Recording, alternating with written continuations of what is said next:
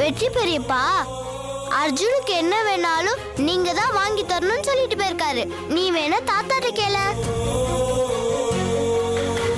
உங்களுக்கு உங்க குழந்தையோட இருக்கணும்னு விருப்பம் இருந்தா ஒரு 6 மாசம் நீங்க 2 பேரும் சேர்ந்து வாழ்ந்து பாருங்க.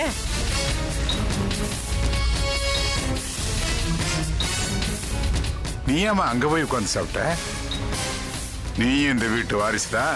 இவங்க 2 பேருக்கு இந்த வீட்டுல என்ன உரிமை இருக்கோ அதே உரிமை உனக்கு இருக்கு.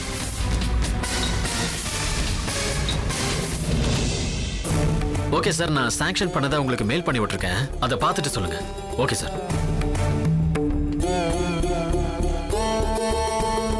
அண்ணா கொஞ்சம் தண்ணி கொடுங்கண்ணே. சரி தம்பி.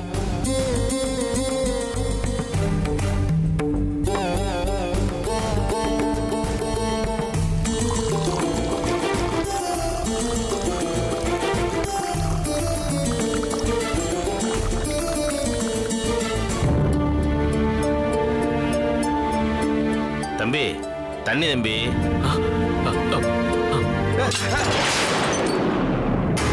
தம்பி என்ன நினைப்புல இருக்கீங்க தம்பி? அண்ணா சாரிண்ணா, வெரி சாரி. சரி.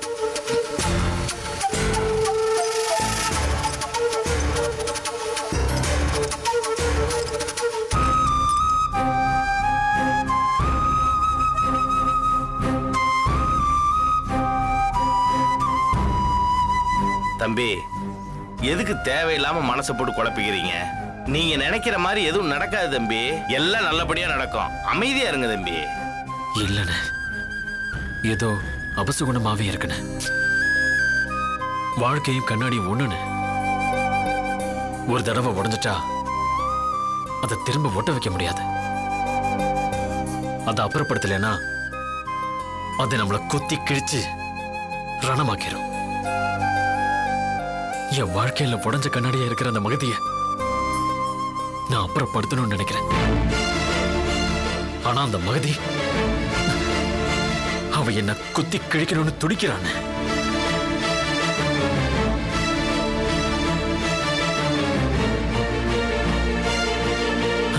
ஒரு நிமிஷம் அந்த மகதியோட வாழணும்னு நினைச்சாவே அடுத்த நிமிஷமே சித்தரலாமான்னு என் மனசு கேக்குதுன்னு.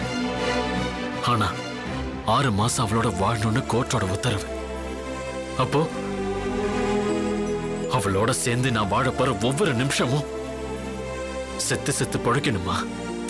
தம்பி 6 மாசம் சேர்ந்து வாழ்றேன்னு நீங்க ஏன் தம்பி ஒத்துக்கிட்டீங்க? நம்ம வாழ்ற வாழ்க்கைய கூட இப்ப சட்டம் தானே முடிவு பண்ணுது.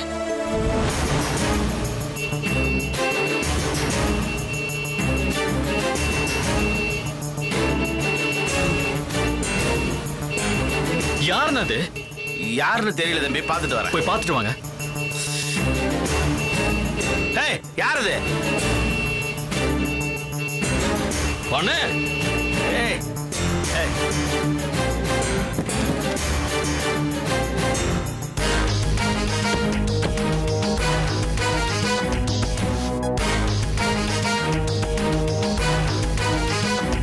யாருன்னு இப்படி ஹார்ன் அடிக்கிறது? தம்பி அபசகுணம்னு சொன்னீங்கல்ல, அது இப்ப நம்ம வீடு தேடியே வந்துருச்சு. என்னன்னு சொல்றீங்க? மகதி தம்பி. அவளா?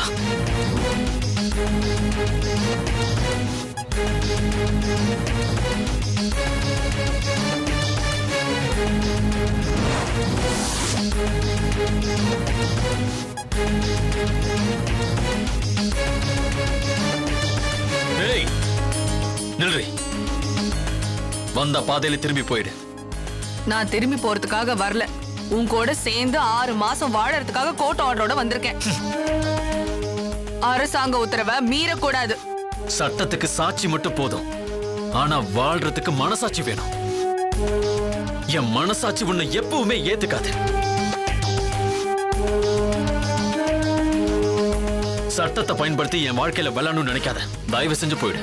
உன் வீட்டுக்குள்ள வந்து நான் வாழறதுக்கு உன் மனசாட்சி இடம் கொடுக்கலனா என் வீட்டுக்கு வந்துரு. ஏன்னா எனக்கு இந்த மனசாட்சி மண்ணாங்கட்டின்னு எந்த பாலிசியும் கிடையாது. பெண்மைக்கு மரியாதை கொடுக்கணுன்ற ஒரே காரணத்துக்காக கோவத்தை கட்டுப்படுத்தி பேசிக்கிட்டு இருக்க. நீ எல்லைய மீற நினைச்சேனா நான் விதியை மீற வேண்டியது வரும். இங்க பார், எனக்கு எல்லையும் கிடையாது, விதியும் கிடையாது. எந்த அணை போட்டு உன்னால என்னை தடுக்கவும் முடியாது. மகதி ஒண்ணு மனசளவுல முடிவு பண்ணிட்டா அது நடக்கணும், நடந்தே தீரணும். ஹேய், உன் மனசு முடிவு பண்றதுக்குள்ள என்னால வாழ முடியாது. நீ உன் ஆணவத்துக்கும் திமிருக்கும் பணிஞ்சு போறதுக்கு நான் உனக்கு அடிமையும் இல்ல, என்ன அடக்கி ஆள்றதுக்கு உனக்கு எந்த உரிமையும் இல்லை. மனைவிங்கிற உரிமை இருக்கு, மறந்துட்டியா? மனைவிங்கிற உரிமைக்கு உனக்கு அர்த்தம் தெரியுமா? தெரியாது, நிச்சயமா உனக்கு தெரியாது. அன்பு, தியாகம், கருணை, தாய் உள்ளம், விட்டு கொடுத்தல், இது எல்லாமே தான். மனைவிங்கிறது ஒரு தெய்வீகமான பந்தம். பெண்கள் கடவுளுக்கு சமம். அப்படி சொல்லி பொண்ணுங்களை ஏமாத்திட்டு இருக்கீங்க. தாலி கட்டிட்டா புருஷங்களுக்காக வாழணும், பிள்ளைங்களுக்காக வாழணும், தன்னோட வாழ்க்கைய தியாகம் பண்ணணும், தன்னோட ஆசை பாசம் எல்லாத்தையும் தூக்கி எறியணும். மொத்தத்துல அடிமையா உங்களுக்கு நாங்க வாழணும். அதுதானே உங்க அகராதியில பொண்ணுங்களுக்குள்ள அர்த்தம். அது நீ புரிஞ்சுக்கிட்டது. ஏன்னா உங்ககிட்ட பெண்மையும் கிடையாது, எந்த உண்மையும் கிடையாது. உனக்குன்னு ஒரு வாழ்க்கையை தேர்ந்தெடுத்துட்டு வாழணும்னு நினைக்கிறவ நீ. அதுக்கு பேரு வாழ்க்கை இல்ல. வாழ்க்கைனா என்னன்னு தெரியுமா உனக்கு? அது ஒரு பாடம், அது ஒரு தவம். வாழ்க்கையில அனுபவத்தை கத்துக்கிட்டே இருந்தா வாழ்க்கையே முடிஞ்சு போயிடும். கத்துக்கிட்ட அனுபவத்தை வச்சு வாழ கத்துக்கணும். பழகின சில நாள்லயே நல்லவன், கெட்டவன், சுயநலக்காரன், பொதுநலவாதி இவங்கிட்ட பார்த்து பழகணும். இவனை கண்ட ஒதுங்கி போகணும். இவன் துரோகி, இவன் நண்பன், எதிரின்னு பகுத்தறிய தெரியணும். அது தெரியலனா வாழ்க்கையில ஏமாற்றமும் துரோகத்தோட தோல்வியும் தான் உனக்கு மிஞ்சும். இது வரைக்கும் உன்னால சந்திச்ச அந்த தோல்விய இனிமே என் வாழ்க்கையில நான் சந்திக்க தயாரா இல்ல. எதிரிய பக்கத்துல வச்சுக்கிட்டா வாழணும்னு தோணும். ஆனா உன்ன மாதிரி துரோகிய பக்கத்துல வச்சுக்கிட்டா ஏன் வாழணும்னு தோணும். நான் வாழணும்னு ஆசைப்படுறேன். அதனால இந்த துரோகிய பக்கத்துல வச்சுக்க கூடாதுன்னு நினைக்கிறேன். தயவு செஞ்சு இங்கிருந்து போயிடு. வாழ்க்கை உனக்கு ரொம்ப கத்து கொடுத்துருச்சு ரிஷி. அதான் நீ ரொம்ப பேசுற. உனக்கு பதில் சொல்லி நேரத்தை வீணாக்க நான் விரும்பல. ஏன்னா என் ரூட்டு எப்பவுமே தனி ரூட்டு. என்னை தடுக்கிறதுக்கும் ஜெயிக்கிறதுக்கும் உனக்கு தகுதி வந்துடுச்சு நினைச்சு நீ ரொம்ப ஆட்டம் போடுற. ஆனா உன்னால என்னை தடுக்கவும் முடியாது, ஜெயிக்கவும் முடியாதுன்னு உனக்கு புரியணும். அத போக போக புரிஞ்சுக்குவ. முடிவா நீ இப்ப என்ன சொல்ற? 6 மாசம் உன் கூட வாழணும்னு சொல்ற. நான் மறுத்தா அத்து மீறி உள்ள நுழைவேன். ஏய், பெட்டி ஏட்ரி. ஏய், தம்பி தம்பி தம்பி தம்பி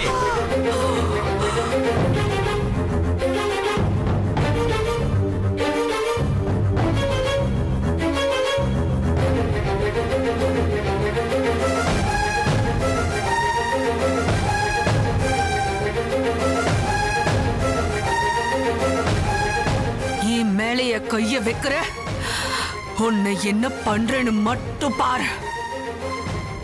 ஏய் சரசு, போன் ஏட்ரி.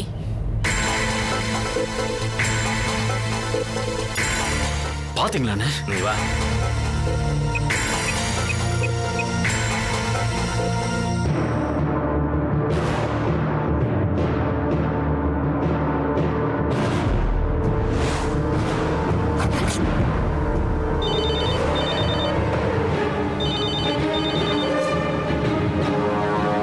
ஹலோ மேடம், நான் மகதி பேசுறேன். சொல்லுங்க. நானும் என் ஹஸ்பண்ட் ரிஷியும் டைவர்ஸ் அப்ளை பண்ணிருக்கோம். இன்னில இருந்து 6 மாசம் நானும் ரிஷியும் சேர்ந்து வாழணும்னு ஜட்மெண்ட் காப்பியில சொல்லியிருக்காங்க. சரி, நான் வாழணும்னு ரிஷியோட வீட்டுக்கு வந்தேன். வீட்டுக்குள்ள விட மாட்டேன்னு சொல்லி என்னை அடிச்சு வெளியே துரத்துறாரு மேடம். ஓ, எனக்கு என்ன பண்றதுன்னே தெரியல மேடம். அவர் இருக்காரா? இருக்காரு. போனை கொடுங்க அவர் கையில.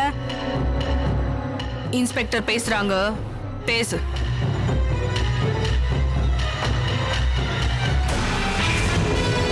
மேடம் என்ன சார், உங்க மனைவி சொல்றதெல்லாம் உண்மையா? மேடம் இவன் நல்லவ இல்ல மேடம். அவங்க நல்லவங்களா கெட்டவங்களான்னு நான் சர்டிபிகேட் கேட்கல. அவங்க கோர்ட் ஆர்டரோட வந்திருக்காங்க. அவங்கள வீட்டுக்குள்ள விட மாட்டேன்னு சொல்றீங்களா? ஆமா மேடம். கோர்ட் ஆர்டரை மீறினீங்கன்னா சட்டப்படி உங்களை உள்ள தூக்கி வைக்க முடியும்.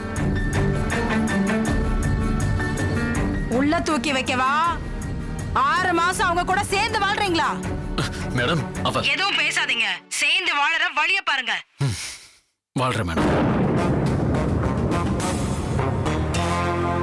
போன் அவங்க கிட்ட கொடுங்க. மேடம் சொல்லுங்க. சொல்லட்டமா நான்? அவரால உங்களுக்கு எந்த பிரச்சனையும் இனிமே வராது. வந்தா ஒரு ஃபோன் பண்ணுங்க, மத்தத நான் பாத்துக்கிறேன். Okay madam, thank you. வச்சிருங்க. மகதிடா, இப்ப புரிஞ்சிருக்குமே எப்பவுமே நீ எனக்கு அடிமைன்னு. நீ கத்துக்கிட்ட வாழ்க்கையோட தத்துவத்தை தூக்கி குப்பையில போட்டுட்டு இந்த மகதின்னு ஒரு தத்துவம், கோட்பாடு, கட்டளை இருக்கு. அதுக்கு கட்டுப்பட்டு வாழ ஒத்துக்கிட்டு உள்ளவா. அப்படி வாழ வேண்டிய அவசியம் எனக்கு இல்ல. அண்ணா, இவ இருக்கிற இந்த வீட்ல இனிமே நாம இருக்க வேணாம். வாங்க நம்ம ஆபீஸ்ல போய் தங்கிக்கலாம். அப்பா அப்பா அப்பா செல்லம் போவாதீங்கப்பா. அம்மா, நீங்க நான் எல்லாம் ஒரே வீட்ல இருக்கணும்னு சாமி கிட்ட வேண்டிக்கிட்டே இருந்தேன்ப்பா. இப்ப அம்மா உங்களை தேடி வந்திருக்காங்க. நீங்க எங்க கூடயே இருந்துருங்கப்பா, எங்களை விட்டு போகாதீங்க. செல்லம், நீ உங்க அம்மாவை நம்புற, எனக்கு அவ மேல நம்பிக்கை இல்லடா செல்லம். அப்பா சந்தோஷமா வாழணும்னு நீ நினைச்சேன்னா அப்பாவை புரிஞ்சுக்கூட செல்லம். என்ன செல்லம், நான் வரட்டா?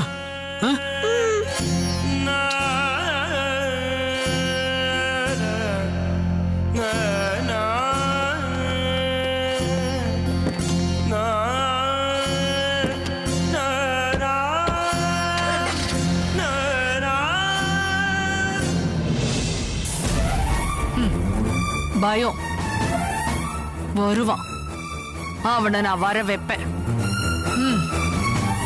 வா.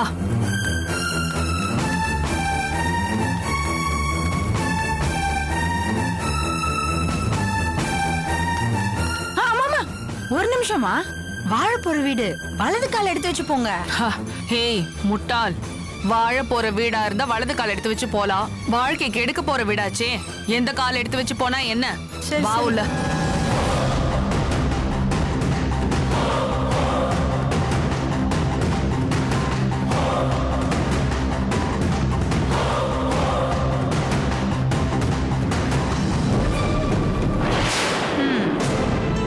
ஆம புகுந்த வீடும் மகதி புகுந்த வீடும் உருப்பிட்டதா சரித்திரமே இல்ல. இவளால இன்னுமே இந்த வீட்டுல என்னென்னலாம் நடக்க போகுதோ தெரியல. பாப்போம்.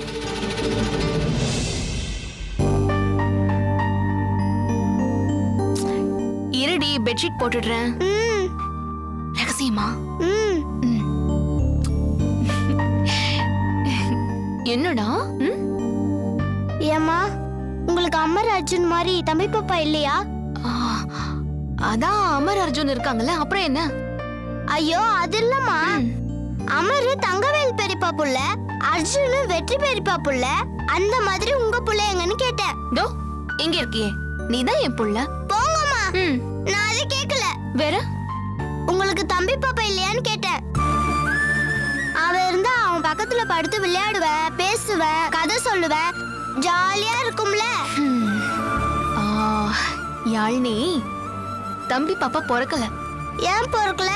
அது ஏன்னா அம்மாவுக்கு கொஞ்சம் உடம்பு சரியில்லாம இருந்துச்சு, அதனால பிறக்கல. இப்பதான் அம்மா நல்லா இருக்காங்களே, இப்ப பிறக்கலாம்ல. அத டாக்டர் கிட்ட தான் கேட்கணும் யாழ்னி. அம்மா கேளுங்கம்மா, நம்மளுக்கும் ஒரு தம்பி பாப்பா இருந்தா எப்படி இருக்கும்? நல்லாதான் இருக்கும். அப்பா, நம்ம 4 பேரும் இங்க ஒன்னா படுத்தா சூப்பரா இருக்கும்ல. யாழ்னி, இடம் பார்த்தாதுல, அப்படியா? நானும் தம்பி பக்கத்துல வேற கட்டில்ல படுத்துக்கிறோம். நீங்க 2 பேரும் இதுல படுத்துக்கோங்க.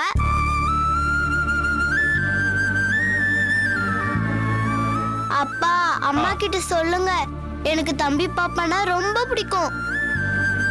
சிலோன்ல இருந்தப்ப கூட எனக்கு தம்பி பாப்பா யாருமே இல்ல தெரியுமா? இங்க பாரு, அர்ஜுனும் அமரும் உனக்கு தம்பி பாப்பா தானே? போங்கம்மா, அவங்க கொஞ்ச நேரம் தான் இருக்காங்க, அப்புறம் அவங்க அப்பா அம்மா கூட போயிடுறாங்க. என் தம்பி எப்பவும் என் கூட இருக்கணும்னு ஆசைப்படுறேன். ப்ளீஸ்மா, நான் கேக்குறதெல்லாம் வாங்கி தருவேன்னு சொன்னீங்கல்ல. இப்ப என்ன, உனக்கு தம்பி பாப்பா வேணும் அவ்வளவுதானே? அனு, இவ ஆசைப்படுறதுல எந்த தப்பும் இல்ல. இல்ல சக்தி, அது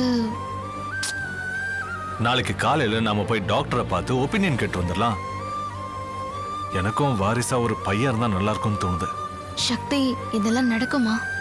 நடக்கும் தானே எல்லாரும் சொன்னாங்க. டாக்டர் சொல்லலையே. யாரு? அந்த டொக்கு டாக்டர் சொல்றியா? இந்த பாரு, நாம ஒரு நல்ல கைனகாலஜிஸ்ட போய் பார்ப்போம். எனக்கு என்னமோ நடக்கும் தான் தோணுது. எனக்கு ஏதோ பயமா இருக்கு சக்தி. அனு, நடந்தா நல்லது, நடக்கலன்னா கெட்டது இல்லையே. ஜஸ்ட் ஒரு ட்ரை தானே. யாருக்கும் சொல்லாம போய் பார்த்துட்டு வந்துடலாம். ஒருவேளை நடந்தா சந்தோஷம்தான் சக்தி. ஆ, ஆ, அப்ப நாளைக்கு காலைல போயிட்டு வந்துடலாம். சரி ஜாலி ஜாலி, எனக்கு தம்பி பாப்பா வர போறான். சரி, கொஞ்சம் இறங்குறீங்களா? நான் பெட்ஷீட் போடுறேன், படுங்க. வா, நம்ம போலாம். வா வா. டவல் பெட் மேல போட்டு போடுங்க.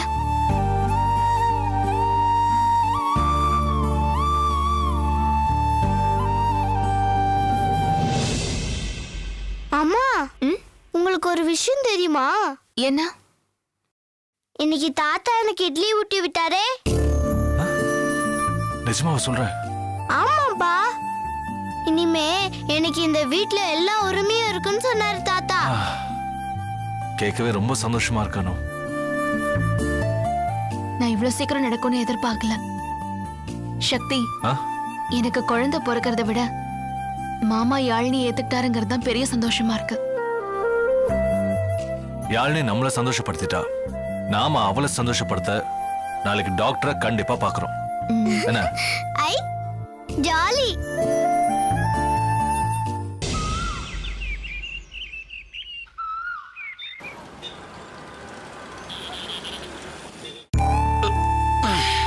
தம்பி, நீங்க போய் குளிங்க தம்பி. சரிண்ணே. அண்ணே, நீங்க போயிட்டு டிஃபன் வாங்கிட்டு வந்துடுறீங்களா? ஏன் தம்பி, ஹோட்டலுக்கு வந்து ரூம் போட்டதுக்கு அப்புறமும் நானே போய் எப்பவும் போல டிஃபன் வாங்கணுமா? இங்க ஆர்டர் பண்ணி உட்கார்ந்து சாப்பிடலாமே. அட ஆமாண்ணே, நான் வீட்ல இருக்கிற ஞாபகத்துல சொல்லிட்டேன். அதான் அந்த ஒண்ட வந்த பிடாரி 2 நம்மள வீட்டை விட்டு விரட்டி விட்டுருச்சே. அது எங்க விரட்டி விட்டுச்சு? அதுக வந்த உடனே நம்ம பயந்து ஓடியான்ட்டான். ஏப்பா, அதுகளை விரட்டி விடுறதை விட்டுட்டு நாம இப்படி தண்டமா ரூம் போட்டு உட்கார்ந்து இருக்கமே, நல்லாவா இருக்கு? அண்ணே, பணம் போனாலும் பரவாயில்லண்ணே, அங்க இருந்தா நம்ம நிம்மதியே போயிருக்கோம். அதுவும் சரிதான்ப்பா. சரிண்ணே, நான் போய் குளிச்சுட்டு வந்துடுறேன். அண்ணா, ரூம் சர்வீஸா இருக்க போது அப்படியே அவங்க கிட்டே டிஃபன் வாங்கிட்டு வர சொல்லுங்க. சரி தம்பி.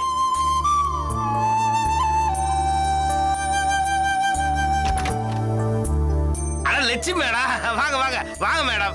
தம்பி, லட்சுமி மேடம் வந்திருக்காங்க. வாங்க வாங்க லட்சுமி. ஆமா, நீங்க எப்படி இங்க? ஆபீஸ்க்கு தான் போனேன், அங்க நீங்க இங்க இருக்கிறதா சொன்னாங்க. நாங்களும் ஆபீஸ் வரதுக்காக தான் கிளம்பிட்டு இருக்கோம். ஆமா ஆமா, நீங்க கிளம்பிட்டு இருக்கிற லட்சணம் தான் தெரியுது. இப்ப டைம் என்னாச்சுன்னு தெரியுமா? நாங்க பார்க்கவே இல்லையே. 2 பேரும் கும்பகர்ண மாதிரி தூங்கிட்டு இருந்தா இப்ப மணி 11 ஆகுது. 11:30? அதான் வயிறு பசிய கிள்ளுது.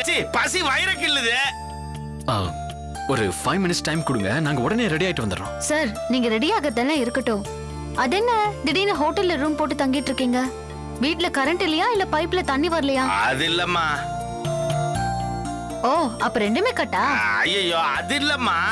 வீட்டுக்கு மகதி அம்மா வந்துட்டாங்க. அவங்க வந்தா உங்களுக்கு என்ன? வந்து பெரிய பிரச்சனையை பண்ணிட்டா லட்சுமி. என் கூட 6 மாசம் சேர்ந்து வாழணும்னு பொட்டி படுக்கையோட வந்துட்டா. நான் உள்ள சேர்க்க மாட்டேன்னு சொன்னேன். அவ உடனே கண்டெம்ப்ட் ஆஃப் கோர்ட்னு போலீஸ்க்கு ஃபோன் பண்ணிட்டா. பெரிய கலாட்டாவா போயிடுச்சுமா. அந்த பொம்பளை போலீஸ் தம்பிய போன்ல மிரட்டிடுச்சு. அதுக்கு தான் மூட்டையை கட்டிக்கிட்டு இங்க ஓடி வந்துட்டீங்களா? ஆமாம்மா, கரெக்டான விஷயம் தான் பண்ணிருக்கீங்க. ஆம்பளைனா இப்படிதான் இருக்கணும். எவனோ ஒருத்தன் தைரியம் புருஷ லட்சணம்னு தப்பா சொல்லிட்டான். அவன் மட்டும் என் கையில கிடைச்சான். ஏமா அவன் எங்க இருக்கான்னு தேடி கண்டுபிடிச்சு அடிக்க போறீங்களா? இல்ல, உங்க 2 பேரையும் அவர் முன்னால கொண்டு போய் நிறுத்தி இவங்களுக்காகவாவது அதை கரெக்ட் பண்ணி பொண்டாட்டிய பார்த்து ஓடி ஒளியறதே புருஷ லட்சணம்னு மாத்த சொல்லுவேன். ஓஹோ, நாங்க ஒண்ணும் ஓடி ஒளியல லக்ஷ்மி. அவ இருக்கிற இடத்துல எங்களால இருக்க முடியாதுன்னு தான் நாங்க இங்கே வந்தோம். சார், அது யாரோட இடம்? உங்களோட இடம் தானே. வந்தவளை விரட்டுறதை விட்டுட்டு நீங்க எப்படி மிரண்டு ஓடி வந்திருக்கீங்க? அவளை எப்படி விரட்ட முடியும்? அவ வந்திருக்கிறது வாழறதுக்கு இல்ல, உங்களை வாழ விடாம பண்றதுக்கு. அதனாலதான் நாங்க இங்க வந்துட்டோம். ரொம்ப சரி, ரொம்ப ரொம்ப சரி. துஷ்டனை கண்ட தூர விலகுன்னு சொல்லுவாங்க. அதை அப்படியே ஃபாலோ பண்றீங்க. இதுதான் சார் கரெக்டான மூவ். உங்களுக்கு அமைதி புறான்னு பட்டம் கூட கொடுக்கலாம். என்ன லக்ஷ்மி, கிண்டலா? சார், அட்லீஸ்ட் இதையாவது கண்டுபிடிச்சிங்களே. வாழ்க்கையில போராடி வளர்ந்தவரு, பிரச்சனையை எதிர்கொள்ள தெரிஞ்சவரு, இன்னைக்கு ஒரு கம்பெனியோட MD. அப்படிப்பட்டவரு சொந்த பொண்டாட்டிக்கு பயந்துகிட்டு அவளால சாம்ராஜ்யமா அழிஞ்சிருமோன்னு பயந்து இங்க வந்திருக்கீங்க. வேற என்ன பண்ணணும்னு நினைக்கிறீங்க? அங்க உட்கார்ந்துகிட்டு அவளோட போராடிட்டு இருக்கணும்னு சொல்றீங்களா? போராடுறது ஒரு தடவை தான் சார் நடக்கும். அதுல நாம ஜெயிக்கணும் இல்ல தோக்கணும். போருக்கு பயந்துகிட்டு ஓடிட்டு இருந்தா எதிரிக்கு எகத்தாளமா தான் போகும். அவ உங்களை நிம்மதியா வாழ விட மாட்டா. எப்ப அவ வந்துருவாளுங்கிற பயத்துல நீங்க காலத்தை ஓட்டணும். ஐம் சாரி சார், என்னால இனிமே உங்க கம்பெனில ஒர்க்லாம் பண்ண முடியாது. என்னோட ரெசிக்னேஷனை உடனே வாங்கிக்கோங்க. லக்ஷ்மி, என்னது இது? அதுக்கும் இதுக்கும் என்ன சம்பந்தம் இருக்கு? நீங்க ஒரு போராளிங்கிறதுனாலதான் நான் இவ்வளவு காலமா உங்களோட ஒர்க் பண்ணிட்டு இருக்கேன் சார். நீங்க இப்படி ஒரு பயந்தாங்கொல்லின்னு தெரிஞ்சிருந்தா நான் உங்க பக்கத்துலயே வந்திருக்க மாட்டேன். சரி, ஓகே. நான் என்னதான் பண்ணணும்னு சொல்றீங்க இப்போ? மூட்டை பூச்சிக்கு பயந்துகிட்டு வீட்டை கொளுத்துறதை விட மோசமான காரியத்தை நீங்க பண்ணிருக்கீங்க. நீங்க அங்க இருந்திருக்கணும். உங்களை பார்த்து அவ பயந்து ஓடி இருக்கணும். உங்களோட பயத்தை பார்த்துதான் அவ என்ன வேணாலும் பண்றா. அவளை நீங்க பயமுறுத்தணும் சார். அடிக்க வேணாம் தான் நான் பாக்குறேன். அடிக்கிறதே உதைக்கிறதெல்லாம் வேண்டாம் சார். அகிம்சையாலே நின்னு ஜெயிக்கலாம். எப்படி லக்ஷ்மி? சார், உங்க ஆபீஸ வீட்டுக்கே ஷிஃப்ட் பண்ணுங்க. அவ ஷிஃப்ட் ஆகுறாளா இல்லையான்னு மட்டும் பாருங்க. அது எப்படி நடக்கும் சார்.